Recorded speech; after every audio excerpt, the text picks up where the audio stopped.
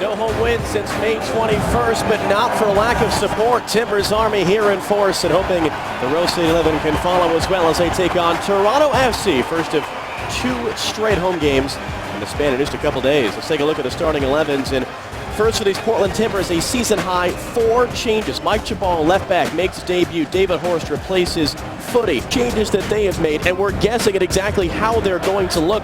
The key man there in the middle, number 22, Torsten Frings, longtime standout. Tonight is Kevin Stott, one of the most experienced referees in MLS. This is his 205th game in the middle, and we are underway. Portland Timbers, Toronto FC. He was withdrawn, but he's available on the bench today.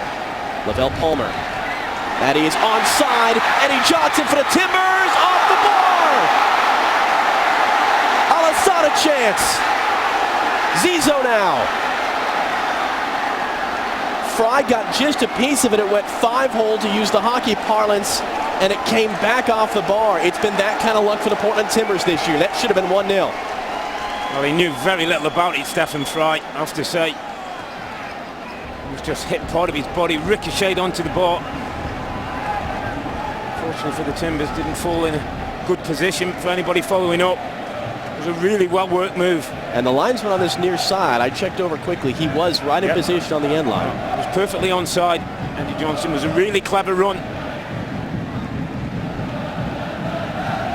He was, of course, getting perhaps the benefit of the doubt on Darlington Nagy's goal line clearance last week. Palmer now has a chance to play Chana onside.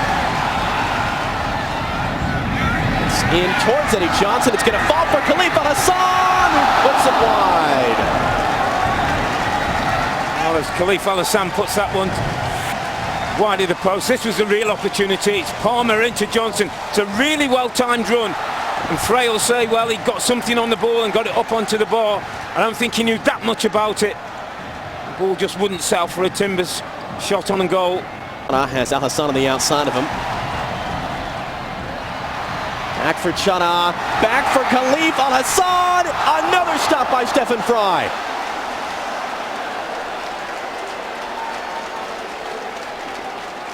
Well, brilliant build-up play between Al-Hassan and Chara. And just when he needed to stay on his feet, when he needed to make a good contact, Al-Hassan came up a little bit short. It's all Timbers. Bad giveaway there by Eric Bruner. Now he's caught up field. It's a foot race, perhaps. No, too much on that one, as Kuverman's had a step on David Horst. Timbers got lucky there. And Toronto just out of sorts right now, formationally, scrambling to keep up with what the Timbers are doing.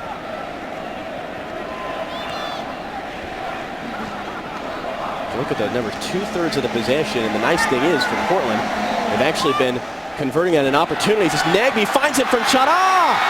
Couldn't get enough on that shot. Well, we're getting midfield players now into the forward areas, creating opportunities. This time it's Al-Hassan and Chara. They create the opportunity. And just there, when he's trying to get the shot in, Venice Eckersley gets back and puts a challenge in. Palmer has to be sure under some pressure. Kuvermans gets it away. Joao Plata has an option in the center. Plata wants it himself, off the post. Danger not over yet. Here's Ryan Johnson. Kuverman's broken up by Bruner. All or nothing challenge there from Eric Bruner. He did just enough. Zizo looking to come forward. It's a great pass for Diego Chana. It's Eddie Johnson now onside. Eddie Johnson! Brilliant! From the Portland Timbers!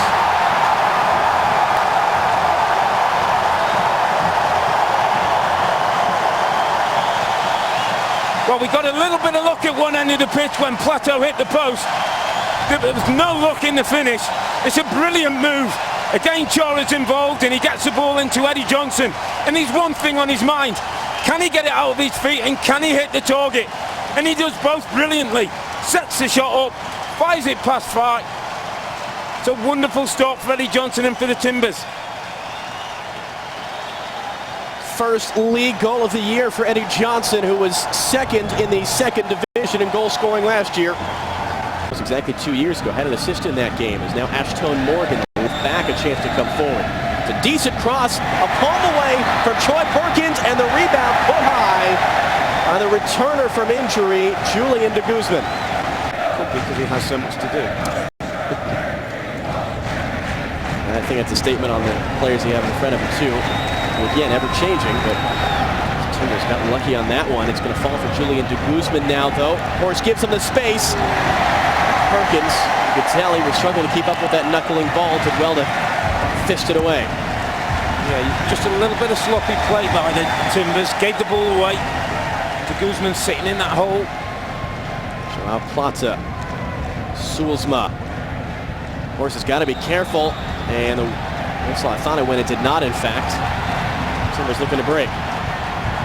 Clumsy there, David Horst. Look at Jacob Chana making a great run up the center. Comes instead to Salzizo. One-on-one with Ashton Morgan. Beat him badly last time.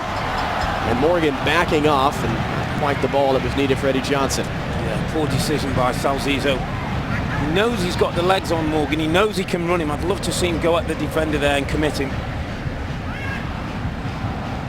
I think Ashton Morgan knew it as well. He was not getting tied at all to Salzizo. For that very reason. Ryan Johnson, in fact, now. Joao Plata gets away from Shrewsbury, and Bruner does very well. Timbers a little bit heavy-legged, I think, right now at the end of the first half. His counterattack slower than they have been. Salzizo gets away from 1, 2, but not 3.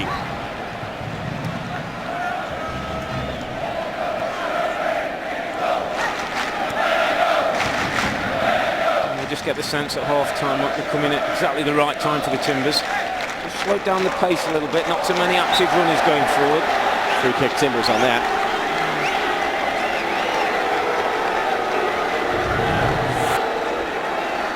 Take a look at the last Toronto chance. This is de Guzman, who I say sits in that hole. Fortunately for Perkins, it's straight at him, just has to deal with it and batter it away.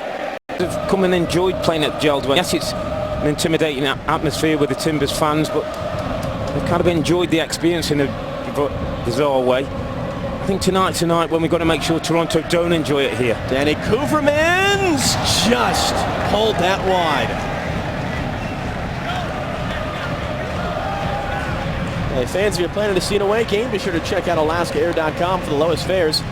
Plus, with Alaska's Insider newsletter, you'll be the first to find out about fare sales and other exclusive offers. Sign up today at AlaskaAir.com. And a great chance a week from tonight, Timbers at San Jose. It's a short hop down, a lot of flights every day out of PDX from Alaska. And sure to be a lot of Timbers fans down there for that game.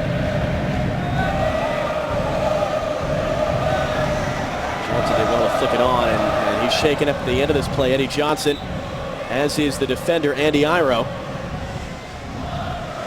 It's just one of those natural collisions that happen as part of the game.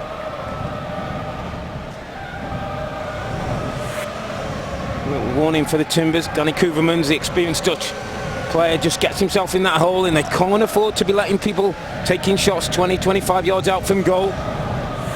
Perkins may have had it covered. That was, of course, Robbie, the point of emphasis for the coaching staff after the Chicago game, doing a better job of closing guys down in that little pocket of space there, not allowing those shots. They did that very well against Columbus, but we've seen a couple shots from those positions tonight.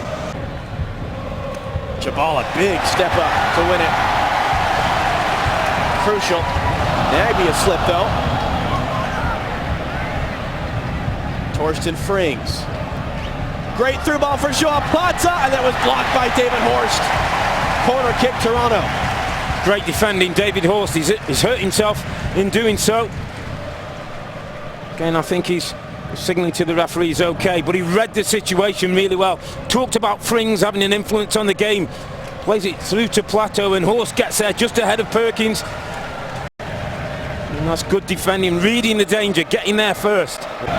Good flick on by Johnson. Hit Alisson on the side of the head. Calls for Chana. Oh, referee decision to make points for the spot. Penalty kick, Portland Timbers. Well, this is all about Diego Chara and that ability that we've been told about to go box to box. Because he sets Hero up and he just drives past him, and, well, the big defender stuck a lazy leg out and Chara goes down. I think it's an easy decision. Watch Chara, sets him up here, then he drives past him, and it's his lazy leg that he hangs out. Hero just there, there's enough contact for me. Bury now, 1 for 2 this year on penalty kicks.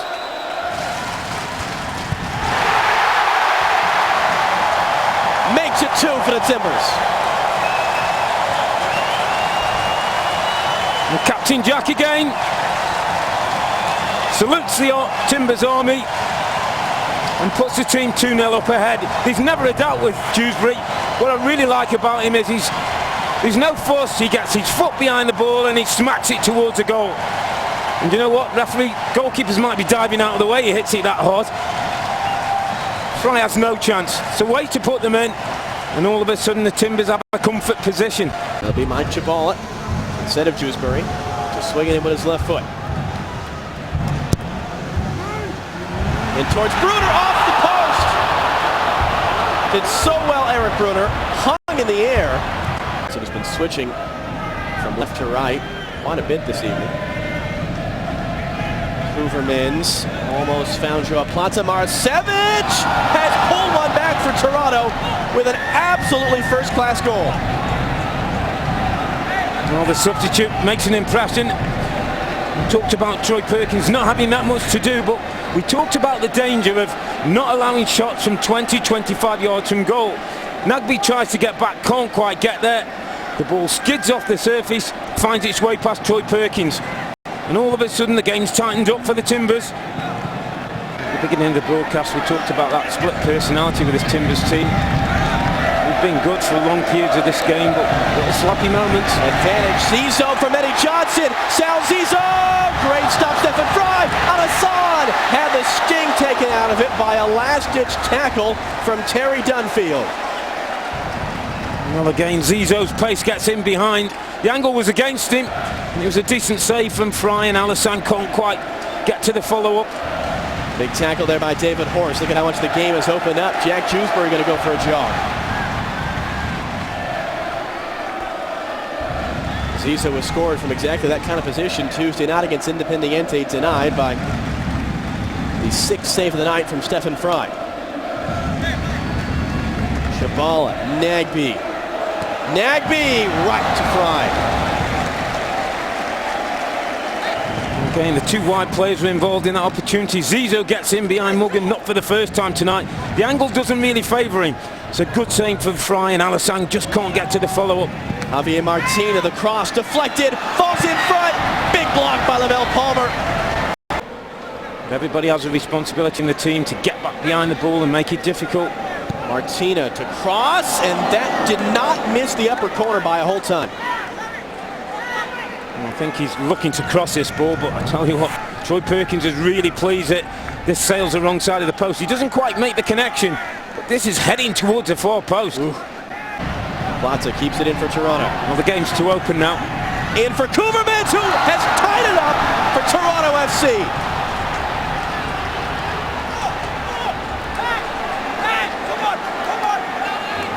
Well, I have to say, you could smell it, you could feel it coming. Too much possession in around the 18-yard box. Not enough green shirts getting tied to people. The 3-4 defenders there. Hoovermans gets there first. It's a clever flick away from Perkins, and all of a sudden the game's tied. Goals in consecutive games for Danny Hoovermans. Dewsbury on the interception.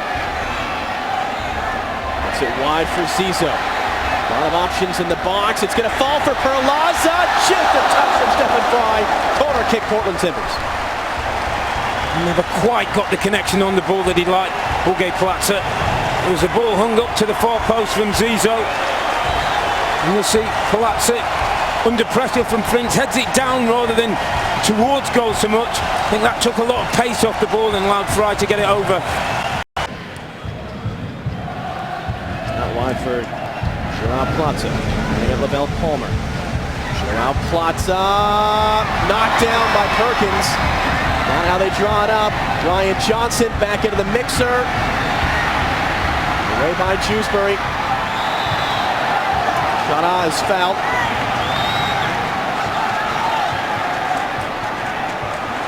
Looks like the Timbers will get the big number they're looking for as we begin stoppage time. So number 3, that's put up by the 4th official. Another big stop from Perkins. Again, he's pleased that the ball's within his grasp. The Plateau's come in from that left-hand side and he's caused problems. Shooting from 25 yards out. This referee Kevin Stock takes a look at his watch